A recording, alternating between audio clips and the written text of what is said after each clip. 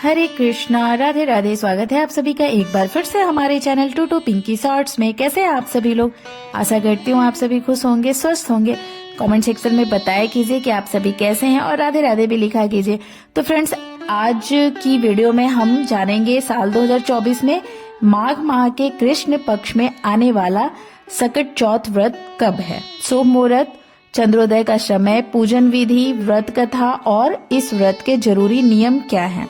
Video start करने से पहले मैं आप सभी लोगों से रिक्वेस्ट करना चाहूंगी, अगर आपने हमारे चैनल को अभी तक सब्सक्राइब नहीं किया है तो प्लीज आप हमारे चैनल को सब्सक्राइब कर ले, बेल आइकन भी प्रेस कर ले ताकि हमारी आने वाली वीडियो की नोटिफिकेशन आप तक जाती रहे। पंचांग के अनुसार माघ माह के कृष्ण पक्ष की चतुर्थी तिथि को सकट चौथ व्रत किया जाता है।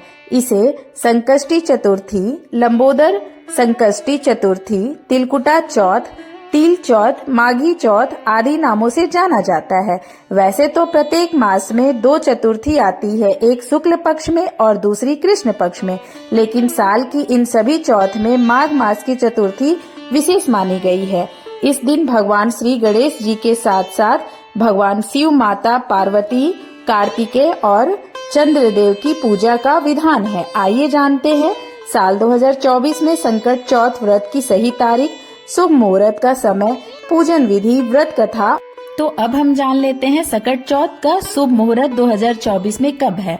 तो साल 2024 में संकट चौथ या तिल चौथ का व्रत 29 जनवरी, ध्यान से सुन लीजिएगा, 29 जनवरी दिन सोमवार को रखा जाएगा। चतुर्थी तिथि शुरू होगी 29 जनवरी प्रातः काल 6:10 पर। चतुर्थी तिथि समाप्त होगी 30 जनवरी प्रातः काल 8:45 पर। सकट चौथ चंद्रोदय का समय होगा 29 जनवरी रात्रि 9:10 पर। मैं फिर से आप लोगों को बता देती हूँ, ध्यान से सुन लीजिएगा। साल 2024 में संकट चौथ या तिल चौथ का व्रत 29 जनवरी सोमवार को रखा जाएगा। चतुर्थी तिथि शुरू होगी 29 जनवरी प्रातःकाल 6:10 पर। चतुर्थी तिथि समाप्त होगी 30 जनवरी प्रातःकाल 8:45 पर। सकट चौथ चंद्रोदय का समय होगा 29 जनवरी रात्रि 9:10 पर। अब हम जान लेते हैं सकट तिल चौथ पूजन विधि। संकट चौथ का व्रत संतान की दीर्घायु व सुखी जीवन के लिए रखा जाता है। इस व्रत को निर्जल किया जाता है। संकट चौथ के दिन ब्रह्म मुहूर्त में स्नान के बाद व्रत का संकल्प लेकर पूरे दिन निराहार रहकर संपूर्ण शिव परिवार का पूजन करें। सबसे पहले एक चौक पर मिट्टी के बनी गणेश जी की प्रतिमा स्थापित कर प्रतिमा का श्रृंगार करें। अब प्रतिमा को रोली, अक्षत, दुर्वा, घास, लड्डू, पान, सुपारी, धूप, दीप अर्पित करें।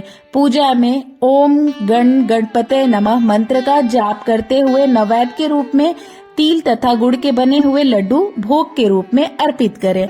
अंत में व्रत कथा पढ़कर आरती कर ले। अब हम जान लेते हैं सकट चौथ व्रत के नियम।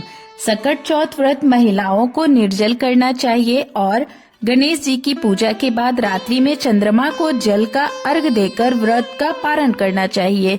चतुर्थी के दिन काले वस्त्रों का प्रयोग करने से बचना चाहिए। चंद्रमा को अर्घ देते समय जल के छींटे पैरों पर नहीं गिरने चाहिए। इससे बचने के लिए जल किसी हरे भरे पेड़ पौधे की जड़ में अर्पित करना चाहिए। इस दिन भोग में तिलकुट का भोग लगाना शुभ होता है। याद रखिए, इस दिन भोग में तिलकुट का भोग लगाना शुभ होता है। चतुर्थी पर गणेश जी की खंडित प्रतिमा की स्थापना या पूजा नहीं करनी चाहिए। धार्मिक मान्यता के अनुसार पूजा में भगवान गणेश को तुलसी दल या केतकी के फूल नहीं चढ़ाने चाहिए। मैं फिर से बता देती हूँ, धार्मिक मान्यता के अनुसार पूजा में भगवान गणेश को तुलसी दल या केतकी के फूल नहीं चढ़ाने चाहिए। केतकी के फूल कैसे होते हैं, मैंने इस वीडियो में आप लोगों को उसकी पिक दिखा दी है। वही होता है केतकी का फूल, तो उसको आप नहीं चढ़ाएंगे।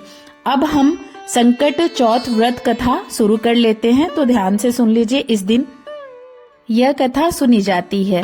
एक प्रचलित कथा के अनुसार एक बार विपदा में पड़े देवता भगवान शिव के पास अपनी समस्या के निवारण के लिए गए। तब भगवान शिव ने अपने दोनों पुत्रों से पूछा कि तुम दोनों में से कौन वो वीर है जो देवताओं के कष्टों का निवारण करेगा। तब कार्तिकेय ने स्वयं को देवों का सेनापति प्रमाणित करते हुए देव रक्षा का अधिकार सिद्ध किया। भगवान शिव ने गणेश जी की इच्छा पूछी तो उन्होंने कहा कि मैं बिना सेनापति बने ही इनके संकट दूर कर सकता हूँ। इस पर महादेव ने दोनों को पृथ्वी की परिक्रमा करने को कहा और कहा कि जो पहले परिक्रमा पूरी करेगा वही वीर घोषित किया जाएगा। यह सुन कार्तिकेय पृथ्वी की परिक्रमा के लिए निकल गए, लेकिन गणेश जी ने अपने माता पिता की 7 परिक्रमा करते हुए कहा कि इनमें ही समस्त तीर्थ निहित है। गणेश जी की बात से सभी नमस्तक हो गए और महादेव ने उनकी प्रशंसा करते हुए उन्हें आशीर्वाद दिया कि प्रत्येक कार्य से पहले तुम्हारी पूजा होगी। इसके बाद पिता की आज्ञा से गणेश जी ने देवताओं के संकटों को भी दूर किया। आशा करती हूँ मेरी ये वीडियो आप लोगों को अच्छी लगी होगी, मेरी जानकारी आप लोगों के काम आएगी। अगर वीडियो अच्छी लगे तो एक लाइक जरूर करिएगा, कमेंट सेक्शन में भी बताइएगा। अब मैं आप लोगों से विदा चाहूंगी, मिलती हूँ नेक्स्ट वीडियो में इसी तरीके से और भी नई जानकारी के साथ। तब तक सभी लोग खुश रहें, स्वस्थ रहें, प्यार से बोले राधे राधे, जय श्री राधे।